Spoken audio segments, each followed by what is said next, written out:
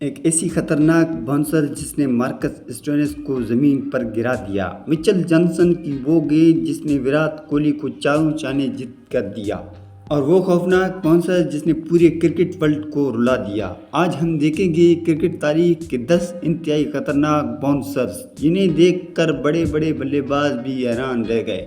Video کی طرف بڑھنے سے پہلے چینل کو سبسکرائب کریں، لائک کریں اور کمنٹ کرنا نہ بھولیے گا۔ بڑھتے ہیں اپنی ویڈیو کی طرف۔ نمبر 1، جوفرا آرچر بمقابلہ اسٹیو سمتھ۔ 2020 میں کرکٹ کا ایک انتہائی متوقع مقابلہ اس وقت دیکھنے کو ملا جب انگلینڈ کے خطرناک فاسٹ بولر جوفرا آرچر کا سامنا آسٹریلیا کے اسٹار بلے باز اسٹیو سمتھ سے ہوا۔ دونوں اپنے بہترین فارم میں تھے اور سب کو ایک زبردست مقابلے کی امید تھی، لیکن آرچر نے اس مقابلے میں اسمتھ کو شدید پریشان کر دیا۔ پہلے ایک شارٹ گیند اسمتھ کے کندھے پر لگی، جس کے بعد فزیو نے ان کا علاج کیا، لیکن آرچر رکے نہیں اور مسلسل باؤنسر کراتے رہے۔ پھر ایک تیز باؤنسر سیدھی اسمتھ کی ہیلمٹ سے جا ٹکرائی اور وہ زمین پر گر گئے۔ اس خطرناک گیند کے بعد اسمتھ کو میدان چھوڑ کر پویلین واپس جانا پڑا۔ نمبر 2، مچل جانسن اور وراٹ کوہلی۔ مچل جانسن اور وراٹ کوہلی جب بھی آمنے سامنے آئے، میدان میں زبردست مقابلہ دیکھنے کو ملا، لیکن ایک موقع پر جانسن کی خطرناک باؤنسر نے وراٹ کو بھی مشکل میں ڈال دیا۔ کوہلی شاید اس گیند کو صحیح طرح جج نہ کر سکے اور گیند سیدھی ان کی ہیلمٹ سے جا ٹکرائی۔ گیند کے زبردست اثر کے باوجود وراٹ نے ہمت نہیں ہاری اور اسی طرح پچ پر کڑے رہے۔ نمبر 3، جیمز اینڈرسن اور ڈینیل فینن۔ جیمز اینڈرسن اپنی سوئنگ بولنگ کے لیے مشہور ہیں، لیکن ان کی باؤنسر کتنی خطرناک ہو سکتی ہے یہ نیوزی لینڈ کے ڈینیل فینن سے بہتر شاید ہی کوئی جانتا ہو۔ اینڈرسن کی ایک باؤنسر فینن کی ہیلمٹ کی گرل سے ہوتی ہوئی ان کے چہرے سے جا ٹکرائی۔ فینن فوراً زمین پر بیٹھ گئے اور ان کے منہ سے خون بہنے لگا۔ اس خطرناک گیند سے ان کا ایک دانت بھی ٹوٹ گیا، جس کے بعد انہیں ریٹائرڈ ہرٹ ہو کر پویلین واپس جانا پڑا۔ نمبر 4، بریٹ لی اور برینڈن میکولم۔ برینڈن میکولم اپنے بے خوف انداز کے لیے مشہور تھے، لیکن بگ بیش لیگ کے ایک میچ میں یہی انداز ان کے لیے مشکل بن گیا۔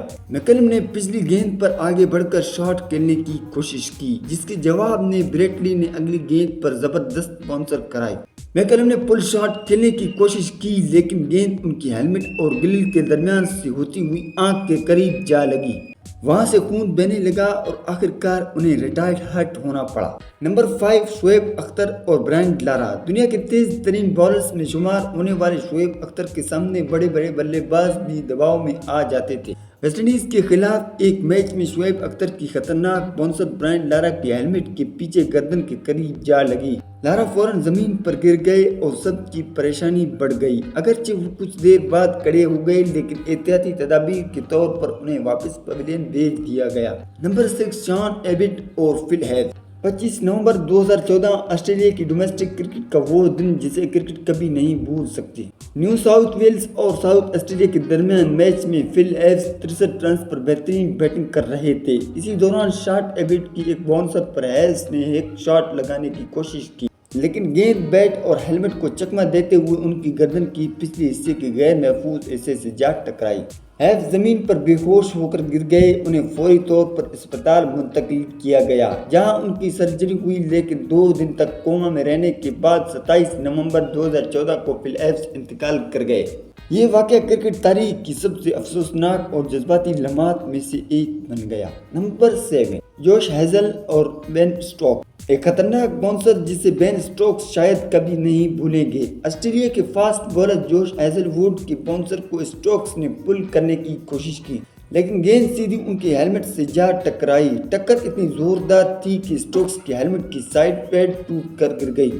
خوش قسمتی سے اسٹوکس کو کوئی سنگین نقصان نہیں ہوا، لیکن یہ واقعہ انتہائی خطرناک تھا۔ نمبر 8، جسپریت بمراہ اور ڈیون براوو۔ ویسٹ انڈیز اور بھارت کے درمیان ایک ٹیسٹ میچ میں دن کی آخری گیند باقی تھی اور جسپریت بمراہ کے سامنے ڈیون براوو موجود تھے۔ بمراہ نے ایک زبردست باؤنسر کرائی جو براوو کی ہیلمٹ سے جا ٹکرائی۔ ٹکر اتنی شدید تھی کہ ہیلمٹ کے کئی حصے ٹوٹ کر زمین پر گر گئے اور براوو بھی پچ پر گر پڑے۔ اس واقعے کے بعد براوو مزید میچ جاری نہ رکھ سکے اور ان کی جگہ کنیکشن سبسٹیٹیوٹ میدان میں آیا۔ نمبر 9، لوکی فرگسن اور امام الحق۔ اب بات کرتے ہیں لوکی فرگسن کی ایک خطرناک باؤنسر کی جو پاکستان کے امام الحق کو لگی۔ امام نے پچھلے اوور میں فرگوسن کی گیند پر زبردست شاٹ لگایا تھا۔ اس کے جواب میں فرگوسن نے اگلے اوور کی پہلی گیند پر ایک تیز باؤنسر کرائی۔ گیند اچانک امام کے قریب سے گزرتے ہوئے ان سے جا ٹکرائی اور امام زمین پر گر گئے۔ میدان میں موجود ہر شخص فوراً ان کی خیریت جاننے کے لیے پہنچ گیا۔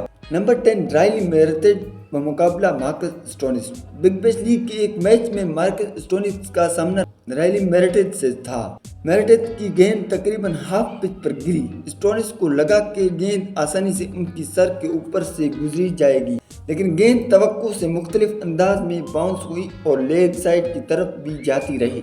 نتیجہ یہ نکلا کہ گیند سیدھا اسٹوئنز کی ہیلمٹ کی گرل سے جا ٹکرائی۔ خوش قسمتی سے انہیں کوئی خاص چوٹ نہیں لگی اور وہ فوراً کھڑے ہو کر سب کو اپنے ٹھیک ہونے کا اشارہ کرنے لگے۔